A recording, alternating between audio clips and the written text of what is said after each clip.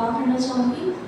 قدوس خداوند لشکروں کے خدا، آسمان اور زمین کے خالق و مالک، دل کی گہرائیوں سے خداوند میں تیرا شکر، تیری تعریف کرتے ہیں خداوند کہ تو نے مجھے ایک بار پھر سے یہ فضل و موقع بخشا کہ میں تیری حضوری میں کھڑے ہو کے خداوند تیرے کلام کو بیان کر سکوں۔ خداوند میں سر سے پاؤں تک خود کو تیرے پاک ہاتھوں میں چھپاتی ہوں، تو میری مدد کرنا اور رہنمائی کرنا، الفاظوں کی ترتیب دینا اور بولنے کا دور عطا کرنا۔ یہ سب کچھ مانگ لیا آپ کے پیارے بیٹے اپنے زندہ خداوند یسوع مسیح کے نام سے، آمین۔ آج کا جو میرا کلمہ ہے وہ ہے نجات کا کلمہ، اور سیکوینس کے حساب سے یہ سیکنڈ کلمہ ہے، اور ہم اسے توبہ کا کلمہ بھی کہہ سکتے ہیں۔ تو خداوند کے کلام میں جو کی ورڈز ہیں وہ ہے Truly I tell you today you will be with me in paradise، یعنی مسیح یسوع نے کہا کہ تو آج ہی میرے ساتھ فردوس میں ہوگا۔ میں تجھ سے سچ کہتا ہوں کہ تو آج ہی میرے ساتھ فردوس میں ہوگا۔ تو یہ مسیح یسوع کسے کہہ رہے ہیں؟ ڈاکو کو۔ کیوں کہہ رہے ہیں؟ کیونکہ اس نے توبہ کی۔ تو ہم اس بات کو آگے جانیں گے۔ آئے خداوند کے کلام میں سے حوالہ نکالیں گے، لوکا کی انجیل اور اس کا 23واں باب اور اس کی 39 ورس۔ 39 ورس سے پہلے ہم 32 ورس پڑھیں گے۔ لوکا کی انجیل اس کا 23واں باب اور اس کی ورس نمبر 32۔ خداوند کے کلام میں لکھا ہے، اور وہ 2 اور آدمیوں کو بھی جو بدکار تھے لیے جاتے تھے کہ اس کے ساتھ قتل کیے جائیں۔ یہ کن کا ذکر ہو رہا ہے؟ یہ 2 ڈاکوؤں کا ذکر ہو رہا ہے، یعنی 2 بدکار جنہوں نے گناہ کیا تھا، انہیں بھی مسیح کے ساتھ لے کر جایا جا رہا تھا تاکہ انہیں بھی کیا دی جائے؟ صلیب دی جائے مسیح کے ساتھ، اور وہ ایک مسیح کے دائیں تھا اور ایک مسیح کے بائیں تھا۔ اور جب ہم دیکھتے ہیں کہ ورس 39 کو پڑھنے سے پہلے آج ہم 2 جو ہے کیٹیگری کے بارے میں سیکھیں گے۔ اس میں ہمیں 2 کیٹیگری کے بارے میں ہمیں پتہ چلے گا۔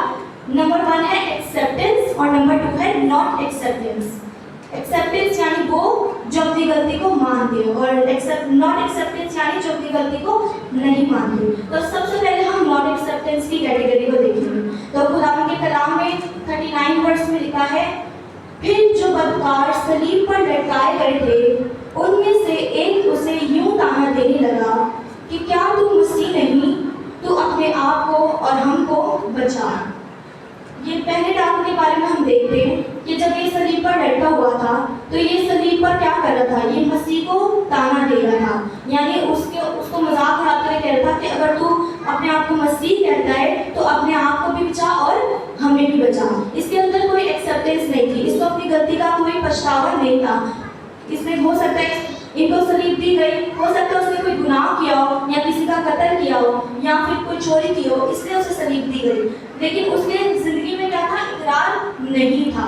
اور وہ کیا کر رہے ہیں؟ یہاں پر بھی بلیم کر رہے ہیں، اس کو مسیح کو بلیم کر رہے ہیں، اور یہاں پر بھی وہ اپنا فائدہ دیکھ رہے ہیں۔ کیا فائدہ دیکھ رہے ہیں؟ کہ مسیح کو کہہ رہے ہیں کہ تو اپنے آپ کو بھی بچا اور ہمیں بھی بچا، نہ کہ اپنی غلطی کو ماننے کی بجائے اس میں بھی اپنا فائدہ ڈھونڈ رہے ہیں۔ تو اگر ہم دیکھا جائے تو آج کل دیکھا جائے تو زندگی میں ایسے بھی لوگ ہوتے ہیں جو کہ مسیح سے یا خدا سے اپنا فائدہ ڈھونڈتے ہیں۔ وہ خداوند کے حضور میں آتے ہیں جب انہیں کچھ چاہیے ہوتا ہے، جب انہیں چاہیے ہوتا ہے کہ خداوند تو میرے لیے یہ کر دے، خداوند میرے لیے وہ کر دے، تو وہ مسیح کے پاس آتے ہیں، اور جب ان کا کام ہو جاتا ہے وہ اپنا کام نکلوا لیتے ہیں تو وہ پھر مسیح کو بھول جاتے ہیں اور سائڈ ہو جاتے ہیں۔ پھر ان کی مصیبت کوئی آتی ہے ان کی زندگی میں تو وہ پھر خدا کے قریب آتے ہیں، پھر مسیح کے ساتھ لگاتے ہیں، پھر سائڈ ہو جاتے ہیں، یعنی انہوں نے مسیح کو مذاق سمجھا، وہ صرف فائدے کے لیے مسیح کے پاس آتے ہیں۔ تو اگر ہم دیکھا جائے اسی طرح لوگ اپنی غلطیوں کو مانتے نہیں ہیں، وہ غلطی کرتے جاتے ہیں اور اسے دہراتے جاتے ہیں۔ اگر ہم شریعت میں دیکھتے ہیں تو شریعت میں دیکھا جائے تو جب لوگ اپنی غلطی کرتے تھے تو اسے معاف کروانے کے لیے وہ قربانی دیتے تھے ایک جانور کی۔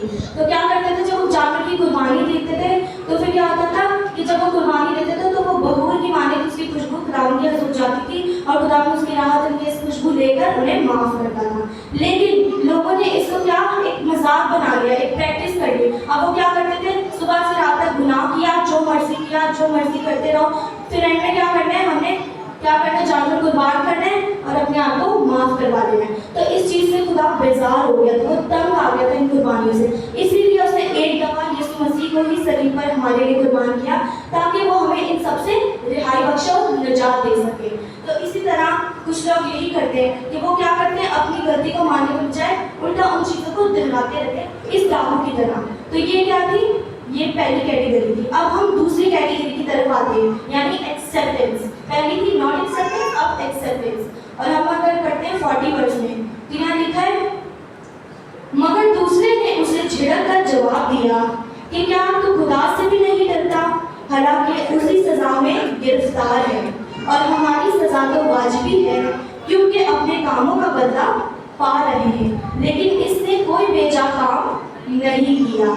यानी कि उसकी आंखों से पर्दा हट चुका है और वो क्या कर रहे, अपनी गलती को मान रहे कि हाँ हमने गलती की है, हम इस चीज़ की सजा, तुझे खुदा की, तुझे शर्म नहीं आ रही, खुदा का भी खौफ नहीं है। वो क्या कर रहे, वो इस गलती को मान रहे हैं और दूसरे को भी समझा रहे हैं कि हम अपनी गुनाहों की वजह से सलीब पर हैं और हमें इस चीज़ का पछतावा होना चाहिए, ना कि हम मसीह को ब्लेम करें। और तू क्या कर रहे कि तू मसीह को ब्लेम कर रहा है जबकि उसने तो कोई गुनाह भी नहीं किया, वो तो हमारी गुनाहों की खातिर क्या है, सलीब पर कुर्बान हो।